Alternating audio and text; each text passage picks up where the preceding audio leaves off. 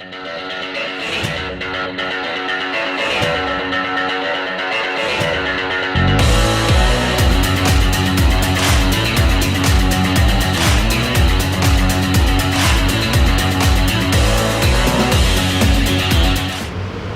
apa kabar? Semoga Anda semua dalam keadaan sehat. Dan hari ini seperti sudah saya janjikan, kita akan membahas kembali tentang progres tim U19 yang sebelumnya berlatih di Kroasia dan sekarang sudah kembali ke Indonesia. Kalau kemarin kita berbicara tentang Sintayong part 1, sekarang part 2-nya. Dan tetap saya bersama dengan komentator, pengamat sepak bola terbaik di Indonesia saat ini. Wah, ini bungkus. Kalau kemarin kita 1 abad nggak ketemu, tapi sekarang kita baru bulan lalu ketemu part pertama. Sekarang part kedua kita lanjutkan seperti saya janjikan kepada Anda. Anda tinggal melihat, menyimak tentang pembicaraan kita dengan Bung Kusnaini. Bung, apa kabar? Baik, Bang Roman. Baik, sehat ya? Keluarga aman semua? Alhamdulillah, aman sehat. semua. Kita melanjutkan banyak permintaan dari orang-orang setelah kita berbicara progres atau latihan pertama di Kroasia tentang Sintayong. Sekarang mereka sudah kembali. Betul. Ya, sudah kembali ke Indonesia. Nah, Mas Kus mengamati ini setelah mereka melakukan 11 pertandingan uji coba ya. Di sana ada 5 kali kemenangan, 3 imbang dan 3 kali kalah. Nah, sejauh mana pandangan Mas Kus progres tim ini di mata Mas Kus? Gimana, Mas? Iya, saya yang pertama-tama tuh kaget. Kita bisa mengalahkan tim-tim Eropa. Gitu. Saya pertama kaget. Jarang sekali kita mendengar tim Indonesia bisa mengalahkan tim Eropa. Dan 5 kali menang loh. Iya, itu termasuk dari zaman dulu loh, dari zamannya tahun 70-an, 80-an, jarang kita bisa mengalahkan tim-tim Eropa. Ya. Walaupun mungkin ini levelnya masih junior ya. Tapi bagaimanapun bisa mengalahkan tim papan atas seperti Hajduk Split. Bisa mengalahkan tim-tim seperti tim lapis kedua, tim lapis kedua, betul. Itu kan artinya bukan sembarangan yang kita lawan itu, dan kita bisa mengalahkan tim-tim itu. Menurut saya menunjukkan sebuah kemajuan yang sangat bagus dari hasil latihan yang belum lama loh. Hitungannya kalau baru 1-2 bulan itu sebetulnya belum lama. Karena membentuk tim itu bukan pekerjaan mudah. Ya, saya setuju. Tapi Sintayong dengan program yang relatif masih terbatas waktunya, dengan materi pemain yang juga belum sepenuhnya dia pilih, sudah bisa membentuk tim yang kuat. Saya itu sebuah kemajuan yang harus diambil dari kompetisi bahkan. Iya, dia belum pernah lihat kompetisi kita loh. Itu dia, betul. Dia hanya mendapatkan nama-nama pemain, ya kan? lalu dia lihat dalam latihan, terus dia dengar nama lagi, ini bagus, dia panggil lagi. Itu kan semuanya berdasarkan data ya. Belum dia lihat di lapangan dari hasil pertandingan. Jadi buat saya ini sesuatu yang sangat positif kemajuannya. Progresnya bagus ya, Mas. Betul, dan ini memberi harapan bahwa kita nanti di Piala Dunia bisa berbuat banyak, walaupun saat ini kita belum tahu kapan Piala Dunianya. Apa ditunda kira-kira, Mas? Ya sangat mungkin. Karena ini kan iya, dengan waktu yang relatif tinggal 6 bulan lagi, tapi sepertinya belum ada arahan yang begitu intens dari FIFA. Saya menduga tampaknya FIFA juga tidak akan tergesa-gesa memaksakan digelar di bulan Mei. Mungkin akhir tahun ya, atau bisa jadi ditunda jadi tahun berikutnya. Iya, saya ini agak tergelitik ya, terlepas dari hasil pertandingan yang bagus. Ini bagaimana sih cara latihan? Ada yang bisa melihat terlalu berat latihan fisiknya dari Sintayong sehingga bisa mungkin mempengaruhi bagi tim-tim junior yang ada atau pelatih lain bisa mengikuti cara Sintayong sehingga merusak dalam tanda kutip anak-anak ini. Bagaimana? Apa kekaitan? Ada kaitan apa enggak jauh lah hubungannya kan? Kalau bisa ditiru oleh tim-tim di bawah U15 atau apa sih? Menurut Mas gimana nih? Mau jadi atlet panahan aja, latihannya berat loh. Berat ya? Iya. Atlet panahan tuh cuma narik busur kemudian melepaskannya. Artinya bukan berarti kita menganggap panahan tuh bukan olahraga berat ya. Latihannya tetap berat loh, Pak. Latihan fisik tetap ada. Ya kalau ini gimana? Ya sepak bola ya mau tidak mau kita harus kuat fisiknya. Jadi kalau di kalangan pelatih sepak bola ada kepercayaan bahwa Anda punya strategi sehebat apapun, Anda punya materi pemain sebagus apapun, kalau nggak bisa main 90 menit percuma. 90 menit 90 menit dulu bisa main. Rata-rata pemain kita cuma 60 menit atau? Nah, waktu Sintayong datang kan dia bilang katanya ini baru bisa main 15 sampai 25 menit. Artinya masih jauh sekali dari 90 menit. Makanya dia genjot di fisik. Banyak yang bilang ini terlalu berat. Gimana? Ya, kalau saya sih nganggap memang beratnya terlalu berat ya, karena sebelumnya tidak dibiasakan latihan. Tidak terbiasa, kuncinya itu. Betul. Disiplin. Tapi kalau dibilang bahwa mereka belum waktunya latihan fisik, ya enggak juga. Mereka sudah 18-19 tahun. Sudah masuk dewasa dong. Iya, sudah bisa. Kalau di Eropa pemain senior kategorinya. Iya, kategorinya ya. Ansu Fati umur berapa? Ya, baru 17 sekarang. Iya, tapi latihannya udah main senior. Iya, senior, betul. Latihannya udah bareng sama pemain yang lain. Iya, betul. Jadi nggak ada alasan pemain seperti ini nggak boleh latihan berat. Itu harus, latihan perlu berat, cuma harus porsinya disusun betul. Sesuai dengan progres mereka latihan. Iya. Jadi artinya nggak bisa tiba-tiba mereka latihannya 100%, nggak bisa. Sintayong juga mungkin sudah mengukur. Waktu virtual dia kasih 40%. Iya. Menjelang berangkat Kroasia dinaikin jadi 60%. Iya. Awal tiba di Kroasia naik 60%. Makanya kita pertandingan pertama, kedua babak belur. Iya, kalah sama Bulgaria, kalah sama Kroasia kan? Iya, masih babak belur. Iya. Begitu ketiga, keempat kan mulai itu mereka udah bisa main 60 menit, main 70 menit. Udah mulai dapat lagi. Iya, sampai yang terakhir udah bisa main 90 menit. Ya. Walaupun ritmenya, tempo pertandingannya belum terlalu tinggi. Iya. Yang penting bisa main 90 menit dulu. Artinya gini Pak ukurannya. Kalau di 90 menit itu mereka hilang bola masih bisa ngejar, artinya masih main 90 menit.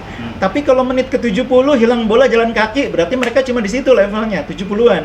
Ini kan sampai menit terakhir pertandingan mereka masih ngejar bola. Hilang bola kejar, hilang bola kejar. Itu artinya mereka sudah dapat di level fisiknya siap main 90 menit. Nah, sekarang kan ketika fisiknya sudah dapat 90 menit, tinggal lihat komposisi pemain. Ini bisa nggak nih dengan materi pemain gini bersaing di Piala Dunia? Ya. Piala Dunia, bukan Piala AFC. Kita Piala ukurannya Dunia. Piala Dunia. Betul. Itu. Iya, tujuannya di sana. Iya. Betul sekali. Nah, kemudian perkembangan pemain-pemain muda kita, Mas. Ya, menurut Mas ini bagaimana pemain-pemain muda kita perkembangannya? Kemudian datanglah pemain-pemain asing ini kan. Nah, di mata Mas bagaimana nih? Kolaborasi antara pemain asing yang datang, Elkan dan kawan-kawan toh, Jack Brown dengan Witan dan kawan-kawan ini. Iya. Gimana? Ya memang pasti akan ada bedanya pemain yang sudah mengalami proses kompetisi yang panjang. Ya. Pemain seperti Elkan ini kan udah berapa tahun berkompetisi dan kompetisinya rutin. Ya. Sementara anak-anak kita nih kompetisinya kan baru mungkin belum semuanya rata mungkin mengalami kompetisi yang rutin ya. Ada Elite Pro Academy kan baru 1-2 tahun dan itu pun kalau dilihat jumlah pertandingan Elite Pro Academy setahun berapa sih? Ya. Kemudian kompetisi sebelumnya mungkin mereka hanya main di turnamen-turnamen yang tidak konsisten. Kadang-kadang 1 bulan, 2 bulan jeda, kadang-kadang libur 3 bulan. Itu kan semua mempengaruhi kondisi fisik, mempengaruhi semua perkembangan latihan mereka. Jadi memang akan berbeda progresnya pemain yang mengalami proses kompetisi yang teratur dengan pemain yang kompetisinya istilahnya serabutan. Itu akan berbeda. Makanya kita lihat ketika datang Elkan Bagot nggak punya problem fisik. Ya. Nggak punya problem fisik karena dia sudah teratur kompetisinya, terbiasa. Nah, mungkin ini tantangan bagi pemain kita. Pemain kita pasti punya kelebihan. Pemain-pemain kita ini gesit. Pemain-pemain kita ini berani. Pemain-pemain kita ini cepat.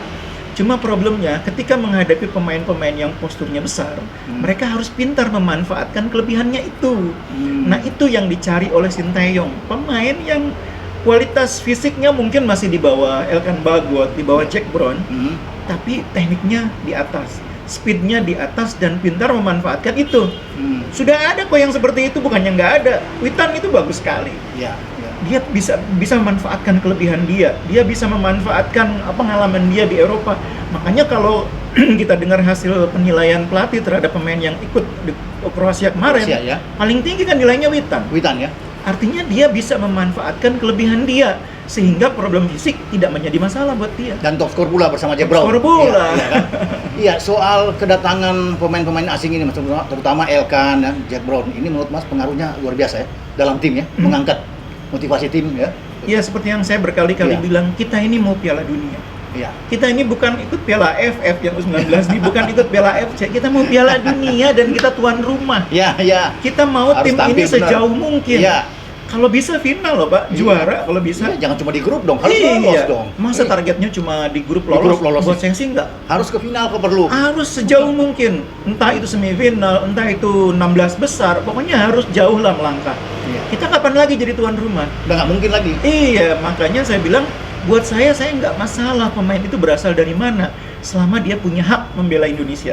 Itu yang penting. Dia punya hak membela Indonesia. Karena saya yakin Pak Sintayong juga tidak akan sepenuhnya pakai pemain yang katakanlah blastram itu, nggak mungkin. Nggak mungkin. Dia sudah melihat di kompetisi atau di sepak bola kita ini ada pemain-pemain lokal yang kualitasnya bagus. Dia sudah lihat Rizky Ridho, dia sudah lihat Arhan Pratama, David Maulana, dia sudah lihat Braif, dia sudah lihat Witan, dia sudah lihat Beckham. Saya yakin dia melihat pemain-pemain ini layak dibawa ke Piala Dunia. Tinggal masalahnya kalau mau bikin 11, dia masih merasa belum siap dengan pemain yang ada. Jadi dia tambah lagi. Dan itu saya pikir hal yang normal. Nggak kebanyakan, ada yang bilang kebanyakan pemain asing ini nanti. Saya yakin Sintayong akan mempertimbangkan itu. Saya yakin sekali. Dia akan pertimbangkan ya? Iya, akan pertimbangkan. Karena bagaimanapun dia juga pasti sadar bahwa kalau dia menggunakan semua pemain dari luar, akan berkurang dukungan supporter. Akan berkurang simpati publik Indonesia. Jadi dia juga perhitungkan itu. Dan dia tahu itu ya. Jangan anggap Sintayong bodoh di situ. Sintayong juga sampai di sini. Sintayong tidak bodoh. Dia tahu. Dia tahu. Dia pasti akan mempertimbangkan aspek emosional, psikologi supporter Indonesia. Kalau semua pemain asingnya nggak ada yang kenal, kita ngapain di stadion kan? Iya. Tapi kalau kita ada Beckham, kalau kita ada Braif, ada Witan, Rizky, berbondong-bondong ke stadion. Sintayong akan lihat itu, percaya dia nggak akan sebodoh itu. Mantap ini Mas, saya pikir. Nah, kemudian ada juga yang mengatakan ini mereka terlalu lama di Kroasia, sampai 2 bulan.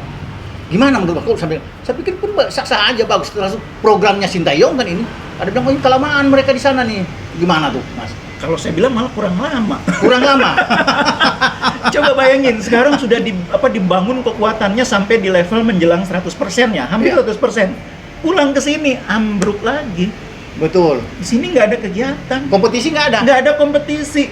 Latihan virtual itu, aduh, sudahlah, latihan virtual itu susah untuk menjaga level pemain di level 100%. Malah kurang 2 bulan ya, seharusnya tambah lagi ya. Kalau menurut saya, ya kalau kita memang serius Piala Dunia dan anggaplah Piala Dunia bulan Mei, harusnya nggak pulang itu. Nggak pulang ya? Nggak pulang selama belum ada kegiatan di sini. Kan maunya Sintayong itu 2 bulan pulang di sini kompetisi. Iya. Kan nggak dapet. Kemarin juga mereka gagal ke Perancis kan, mau ikut piala apa di Perancis kan? Tulung turnamen nggak jadi. Nah sekarang ke Turki juga belum jelas, katakanlah seperti itu ya. Mereka masih ke Jogja sekarang latihan. Iya, jadi justru menurut saya harusnya mereka jangan pulang dulu sebelum ada kepastian program berikutnya. Ya? Tapi oke lah, ada masalah biaya, ada masalah macam-macam lah. Karena emang latihan di luar negeri kan juga nggak murah. Ya. Cuma sekali lagi kalau kita bicara Piala Dunia ya jangan nanggung. Kita harus bikin tim yang maksimal, kekuatannya terbaik supaya hasilnya juga maksimal. Oke. Nah, sekarang soal bola, Mas. Iya kan? Orang bisa mengatakan sekarang Villanesia yang selalu bisa diganti. Nah, Sintayong ini kan seperti Mas katakan sebelumnya 4-4-2 paling enak, masalah ya. Sesuai dengan keinginan dia. Udah jalan nggak selama di Kroasia 11 laga uji coba itu? Iya, memang kalau ini memang saya pikir hal yang agak sedikit bisa diperdebatkan gitu ya. Kita sudah punya kurikulum sepak bola namanya Villanesia dengan basis permainan 4-3-3. Ya. Anak-anak ini main di klubnya 4-3-3. Ya. Tapi masalahnya Sintayong ini kan budayanya Korea. Dia biasa main 4-4-2. 4-4-2 ya. Jadi nggak bisa juga kita maksa dia harus main 4-3-3. Apalagi dia yakin dia bisa memakai pola ini dengan materi pemain yang ada. Ya sudah, menurut saya bukan masalah pola. Masalahnya hasilnya bagus nggak? Jadi mau 4-4-2, mau 4-3-3, mau 4-2-3-1, kalau hasilnya positif ya udah selesai. Itu aja ya? Itu aja ukurannya. Memang kedepannya ini harus jadi pertimbangan soal pola ini. Iya. Karena bagaimanapun kan anak-anak kita udah terbiasa di klub 4-3-3. Iya, gitu ya. Tapi nggak apa-apa menurut saya. Yang penting hasil akhir. Jalan aja ya. Hasil akhir. Toh bagi anak-anak ini kesempatan belajar juga. Memahami banyak pola itu pada akhirnya bermanfaat buat mereka nanti ketika main di liga profesional. Emang Witan tuh main di liga di luarnya pakai 4-4-2, 4-3-3 kan enggak, 4-4-2 juga. 4-4-2 ya. Memang Elkan Bagot di luar negeri mainnya 4-3-3, 4-4-2 juga. Jadi nggak apa-apa, mereka kenal banyak pola, nggak apa-apa, bagus. Beradaptasi dengan itu ya. Iya. Oke. Kemudian Mas begini, ini kan liga ini terbuka Mas. Iya. Liga 1 ya. Iya. Sejauh mana pengaruhnya terhadap persiapan Sintayong dengan U19 ini ketika liga ini? Dia tidak bisa melihat dong kok. Iya. Karena kan ada yang mau ngambil dong kalau ini berputar dengan baik ya, sesuai dengan jadwal kan. Iya, tapi dengan tidak ada gimana posisinya dia? Itu hal yang paling merugikan dari tidak adanya liga adalah hilangnya kesempatan melihat bakat-bakat baru. Hilang kesempatan melihat bakat baru. Oke. Kan yang kita bilang bagus belum tentu bagus di mata Sintayong. Kan kita harus percaya kepada mata pelatih. Pelatih yang lihat kompetisi dan dia bisa melihat langsung mana yang bagus, mana yang tidak. Nah, sekarang kompetisinya tidak ada, hilang kesempatan Sintayong melihat dengan mata kepala sendiri. Dia hanya mendapat feeding data, itu masalahnya. Oke, Mas, terakhir kira-kira apa yang perlu Mas kemukakan ini, pesan-pesan terhadap para penggemar, pendukung, fanatik U19 kita ini ke depannya bagaimana untuk bisa menghadapi dengan progres yang bagus di luar negeri, di Kroasia, sekarang mereka sudah ada. Harapan Mas gimana? Yang pertama, tetap percaya proses. Tetap percaya proses. Tim ini harus berproses dan proses itu diantaranya adalah keluar masuk pemain. Jadi yang sekarang dipanggil lagi belum tentu nanti Piala Dunia ikut ya. Bisa jadi mereka terlempar. Yang sekarang dibuang nanti jangan-jangan Piala Dunia bisa masuk. Itu percaya proses. Yang kedua, tetap dukung. Jadi artinya ada perbedaan pola, jangan jadi hambatan. Kita tetap dukung programnya dia. Yang ketiga, yang dukung itu bukan cuma kita. Pemerintah juga harus dukung. PSSI juga harus dukung. PSSI dukung dengan menggelar kompetisi yang bagus. Pemerintah harus dukung dengan memberikan izin keramaian supaya kebutuhan tim ini untuk berkembang terpenuhi. Itu persoalannya. Kalau tidak diberi kesempatan untuk pelatih melihat dari kompetisi, akan sulit mendapatkan materi terbaik. Oke, terima kasih Mas Gus ini sudah memberikan pencerahan-pencerahan yang luar biasa. Komentar-komentar yang bagus tentang progres U19 kita bersama dengan Sintayong. Oke, bagi Anda semua sudah mendengar tadi bagaimana Mas Gus sudah menjelaskan tentang U19 bersama dengan Sintayong, progres ke depan, harapan-harapan beliau terhadap tim ini. Sampai kita ketemu pada pembicaraan topik yang lain tentang sepak bola nasional. Part 3, ini baru part 2. Ini nanti kita tunggu. Kalau Anda merespon dengan baik, kita ada part 3. Oke, kita akan ketemu kembali. Tapi Anda jangan lupa untuk like, memberikan komentar-komentar yang positif, dan subscribe channel YouTube Bung Roban. Ciao. Terima kasih Mas Gus. Iya.